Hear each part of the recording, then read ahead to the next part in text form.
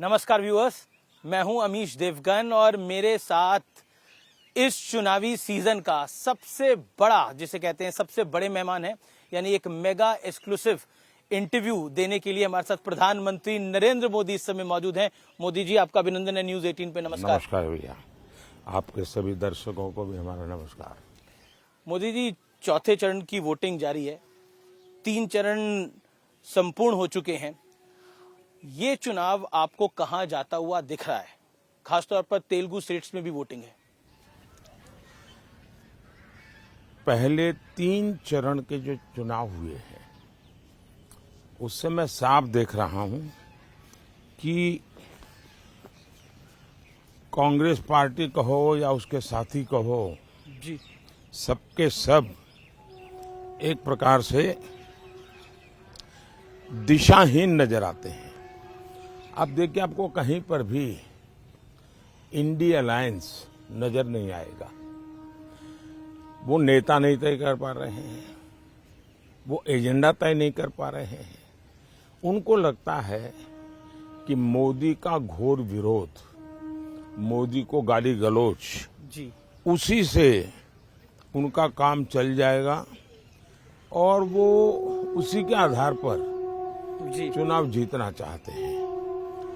देश, इतना बड़ा देश, जी, आज खास करके जो नौजवान मतदाता है, जी, वो ये हमेशा सोचता है कि भाई आखिरकार इतने बड़ा देश, इतनी विविधताएं, ऐसा कौन नेता है जी, जिसको संभाल पाएगा? नाम बताओ। इंडिया अलायंस के लोग नाम नहीं बता पा रहे हैं और वो कहते हैं बाद में, फिर इतना भी कहते हैं कि भाई, अभी एक मैंने कहीं अखबार में पढ़ा, वो एक ऐसी फॉर्मूला ला रहे हैं जिस फॉर्मूला में 5 साल में 5 प्रधानमंत्री, हर वर्ष एक प्रधानमंत्री। अगर हर वर्ष एक प्रधानमंत्री वो लाएंगे जी, तो आप मुझे बताइए कि देश का क्या होगा। आपको गांव के लोग बड़ी मजेदार कथा सुनाते हैं जी, कि एक बार 10 किसान इकट्ठे हुए जी, और उन्होंने सोचा कि भाई कुछ पानी के बिना क्या होगा, तो मिलकर के उन्होंने जो पानी की जांच करने वाले लोग हैं तो उनको बुलाया। तो कहा भाई पानी तो निकल सकता है, अगर 100 मीटर ट्यूबवेल कर देंगे तो पानी आपको निकलेगा और पानी मिलेगा। तो फिर 10 किसानों ने कहा ऐसा करो भाई, 10 मीटर मेरे यहाँ गड्ढा करो। जी, दूसरे ने कहा 10 मीटर मेरे यहाँ करो। तीसरे 10 ने कहा 10-10 मीटर कर लो, 100 मीटर हो जाएगा। क्या पानी निकलेगा क्या? तो 5 साल में 5 प्रधानमंत्री, इतने बड़े देश को वो समझ भी नहीं पाएंगे। लेकिन विपक्ष कह रहा है कि 400 पार की पहले मोदी जी बात कर रहे थे, अब नहीं कर रहे हैं। मैं कल भी बोला हूं जी। अब वो ठीक है कि उनकी चिंता ये है, आगे कांग्रेस का एजेंडा क्या है, 400 पार कर पाएंगे कि नहीं कर पाएंगे। उनका ये एजेंडा नहीं है कि वो कितनी सीटें जीतेंगे और कैसे जीतेंगे। दूसरा, मैंने करीब हिंदुस्तान के एक 3-4 राज्य बाकी है, सभी राज्यों का भ्रमण किया है और सभी राज्यों के भ्रमण से मैं देख रहा हूं कि ये आंधी है, आंधी, बड़ी आंधी। और 2019 से बड़ी वाली आंधी। 400 पार बहुत आराम से देश की जनता करने वाली है। विपक्ष 19 से 24 में विपक्ष के नाते भी विफल गया है। जो लोग विपक्ष के नाते भी विफल गए हो, उनको इतना बड़े देश का कारोबार कौन देगा? लेकिन एक सवाल मन में आता है कि बीजेपी ने 2019 के अंदर 303 सीटें अपने दम पर पाई। हिंदी भाषी राज्यों में एक तरह से बहुत बड़ी सीटें भारतीय जनता पार्टी को मिली, लेकिन इस बार क्या वो रिपीट हो पाएगा? और आप देखिए जी, भारतीय जनता पार्टी, जो आप इतनी पुरानी सोच के साथ बैठे हुए हो, गोवा जी, ये क्या हिंदी भाषी है क्या? गुजरात हिंदी भाषी है क्या? महाराष्ट्र हिंदी भाषी है क्या? असम हिंदी भाषी है क्या? बंगाल हिंदी भाषी है क्या? कर्नाटक हिंदी भाषी है क्या? आज भारतीय जनता पार्टी पूरे देश में है और पूरे देश में मैं कह रहा हूं भारतीय जनता पार्टी हैट्रिक करेगी करेगी और करेगी। और ये मोदी कहता है इसलिए करेगी ऐसा नहीं, देश के 140 करोड़ देशवासियों ने तय कर लिया है, इसलिए 400 पार होना है। और भारतीय जनता पार्टी भी अपने सारे रिकॉर्ड तोड़ेगी और एनडीए भी अपने सारे रिकॉर्ड तोड़ेगी। तेलुगु स्टेट्स में आपको क्या लगता है? आंध्रा में,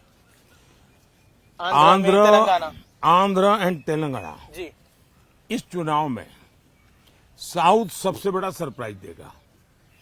केरल, तमिलनाडु, पुडुचेरी, कर्नाटका, आंध्र, तेलंगाना, विपक्ष को भी सभी साउथ से उम्मीद है बहुत ज्यादा। सभी में ऐतिहासिक परिवर्तन आपको नजर आएगा और बहुत बड़ी सिद्धि जी भारतीय जनता पार्टी और एनडीए के पक्ष में रहेगी जी। ये बिल्कुल साफ नजर आता है। और मैं मानता हूं जी कि तेलंगाना क्लीन स्वीप करेगा। जिन राज्यों में राज्यों के चुनाव है वहां भी जहां भारतीय जनता पार्टी है वो रिपीट करेगी, जहां एनडीए है वो नई सरकार बनेगी। और इसलिए इन सभी राज्यों में जी सरकार बनना तय है।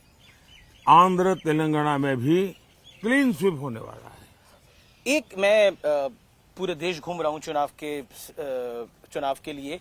एक चीज मैंने देखी, इस चुनाव में नैरेटिव बार बार बदले। पहले नैरेटिव आया रिजर्वेशन का, फिर आया नैरेटिव की बीजेपी के लीडर्स के फेक वीडियो चलाए गए। नैरेटिव बार बार बदल रहे हैं, कैसे देखते हैं आप इसको? इसको आप नैरेटिव नहीं कह सकते हैं। चुनाव का नैरेटिव एक ही है और वो है फिर से एक बार मोदी सरकार। जी, चुनाव मोदी का फैक्टर है इस चुनाव का। चुनाव का नैरेटिव एक ही है, अब की बार 400 पार। नैरेटिव वही है, लेकिन एक नैरेटिव जो पूरे लोग देश- हताश हैं, निराश हैं, जो मुद्दों की तलाश में हैं, जी उनके लिए बार बार वो खोज रहे हैं कैसे टिके, कैसे लोगों के बीच में रहे। इसलिए उनको ये खेल करना पड़ रहा है, लेकिन वो नीचे तक लोगों को बात पहुंचा नहीं पा रहे हैं। लेकिन उत्तर से दक्षिण तक, पूरब से पश्चिम तक एक नैरेटिव है मोदी जी, और ये हमारा एनालिसिस है, वो है नरेंद्र मोदी। मोदी एक नैरेटिव है। इस पर आप क्या कहना चाहते हैं? आप पर बहुत बड़ा एक प्रेशर है कि आप अपनी तीसरी टर्म में वापस आए। मेरे पर कोई प्रेशर नहीं है। जी देश की जनता का प्यार, यही मेरी बहुत बड़ी शक्ति है। जी देश की जनता के आशीर्वाद, यही बहुत बड़ी पूंजी है। और इसलिए प्रेशर मैं देख रहा हूं कि इंडिया अलायंस में है, क्योंकि उनके इंडिया अलायंस बन ही नहीं पा रहा है।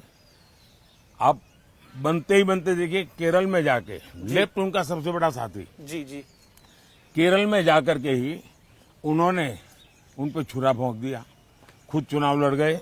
और मैंने पूरे चुनाव में सबसे तीखी आलोचना, सबसे तीखी भाषा जी अगर मैंने कहीं सुनी है तो वो मैंने वायनाड की सीट पे सुनिए। वायनाड में सुनी है, केरल में सुनी है, जहां कांग्रेस की इतनी भद्दी तरीके से आलोचना हुई और कांग्रेस ने अपने इंडिया अलायंस के साथी के खिलाफ इतनी भद्दी भाषा में बोला। एक आपका बयान था कि कांग्रेस अगर आई सत्ता के अंदर तो ये राम मंदिर का फैसला पलट देगी। ये क्या ये मेरा बयान नहीं है। आपने बोला इस पे? ये मेरा बयान नहीं, मेहरबानी करके मेरे मुंह में बयान मत डालिए। ये बयान है कांग्रेस के विश्वस्त सलाहकार का, जो कांग्रेस के 30 साल तक और टॉप परिवार के सलाहकार रहे हैं। उन्होंने कहा है कि ये तय है और उन्होंने निर्णय करके लिया है कि हम रामलला को फिर से एक बार टेंट में भेज के ही रहेंगे। सुपर कमीशन बनाने की बात रामलला को फिर से टेंट में भेज करके ही रहेंगे, ये उनके सलाहकार ने कहा है। ये कांग्रेस वालों ने निर्णय किया है और देश को पूरा भरोसा है कि इस प्रकार की करने की इनकी आदतें हैं। वोट बैंक की राजनीति के लिए जी कुछ भी करना इनकी आदत है। एक सवाल और, हम बिहार की धरती पे है। आरजेडी यानी लालू जी की पार्टी और कांग्रेस का अलायंस है, इंडिया अलायंस देखने को मिल रहा है। लालू जी ने मुस्लिम आरक्षण की बात कही है, उन्होंने बोला कि मुस्लिम का आरक्षण होना चाहिए। क्या देखते हैं आप? उन्होंने इसका सिर्फ उन्होंने आरक्षण होना चाहिए इतना ही कहा, नहीं ऐसा नहीं, उन्होंने ये कहा है पूरा का पूरा, जी मतलब SC, ST, OBC उनको जो आरक्षण है वो अब मुसलमानों को देना चाहिए। और संविधान सभा ने गंभीर चर्चा करके तय किया था कि इस देश में धर्म के आधार पर आरक्षण नहीं होना चाहिए। बाबा साहब अम्बेडकर के भी विचार बहुत स्पष्ट रहे हैं कि धर्म के आधार पर आरक्षण नहीं होना चाहिए। पंडित नेहरू भी इसी विचार के थे, लेकिन उसके बावजूद भी राजनीति और सत्ता की भूख ने इनको इतना नीचे गिरा दिया है कि वो देश को फिर से एक बार धर्म के आधार पर बांटने के रास्ते खोज रहे हैं, बांटने के तरीके खोज रहे हैं जी। और उसमें धर्म के आधार पर आरक्षण है। पाकिस्तान का मुद्दा एक बार फिर चुनाव के अंदर आ गया है। तेलंगाना के CM है रेवंत रेड्डी, उन्होंने सर्जिकल स्ट्राइक हुआ था नहीं हुआ था वो पूछ रहे हैं। कांग्रेस पार्टी एक ऐसी पार्टी है जिसको देश की सेना के प्रति नफरत का भाव पड़ा हुआ है और इसलिए देश के सेना नायक को उन्होंने एक बार जी गली का गुंडा कहा था। जिनकी भारत की सेना के प्रति ये भाव होंगे उनसे आप कैसे अपेक्षा कर सकते हो? पाकिस्तान भी सर्जिकल स्ट्राइक नहीं हुए ऐसा कहता नहीं है, पाकिस्तान भी नहीं कहता है। हाल ही में पाकिस्तान ने तो राहुल गांधी की तारीफ करी थी, पाकिस्तान के एक नेता ने। लेकिन कांग्रेस पाकिस्तान में जी सदन में उनके नेताओं ने भाषण किया है जी कि भाई ये जिस प्रकार से सर्जिकल स्ट्राइक करके जाते हैं, एयर स्ट्राइक करके जाते हैं और हम हाथ से हाथ जोड़ करके बैठे रहते हैं, ये उनके भाषण है वहां के। अगर हमारी बात नहीं माननी है, हमारी देश की सेना की बात नहीं माननी है, तो वो अपने मित्र पाकिस्तान के लोगों की बात तो सुन ले, उनको तो मान ले। इस चुनाव में लगातार आपको अपशब्द कहे जा रहे हैं। औरंगजेब कहा गया महाराष्ट्र के एक नेता ने, एक और विपक्षी नेता ने आपको तुगलक का, फिर उसके बाद तानाशाह का। क्या आपको बुरा लगता है? आपको गुस्सा आता है इस पे? भाई देखिए, हम तो कामदार है जी, बेनामदार है और हम कामदार लोग जन्म से ही गालियां सुन सुन करके बड़े हुए हैं, लोगों की लाते खाते खाते बड़े हुए हैं और इसलिए इन चीजों को हम मन पर लेते नहीं है। हम एक प्रकार से गाली प्रूफ बन गए हैं। और तो मैं तो कहता हूँ, लोग मुझे कभी पूछते मोदी जी आपकी इतनी बड़ी एनर्जी का रहस्य क्या है, तो मैं कभी मजाक में कहता हूँ कि मैं डेली 2 किलो गाली खाता हूँ जी, और उसी से मुझे ऊर्जा मिलती है। देखिए, मेरी एक बहुत पुरानी कविता है, मुझे अभी याद तो नहीं है जी। लेकिन उस कविता का भाव ये था जी कि मुझे जो पत्थर फेंकते हैं, मैं उन्हीं पत्थरों से पक्षी बना देता हूँ और मैं उसी से ऊपर चढ़ जाता हूँ। और दूसरा मैं कहता हूँ कि जितनी गंध उछालेंगे, जितना कीचड़ उछालेंगे, जी, कमल उतना ही ज्यादा खिलेगा। चलिए, बहुत बहुत धन्यवाद जी। एक आखिरी सवाल, एक सवाल आखिरी ये है कि माताओं और बहनों का आपसे एक विशेष लगाव है। कल हम बंगाल का वीडियो देख रहे थे, उस बंगाल के वीडियो के अंदर महिलाएं, मतलब उनकी आंखों में आंसू आ रहे हैं।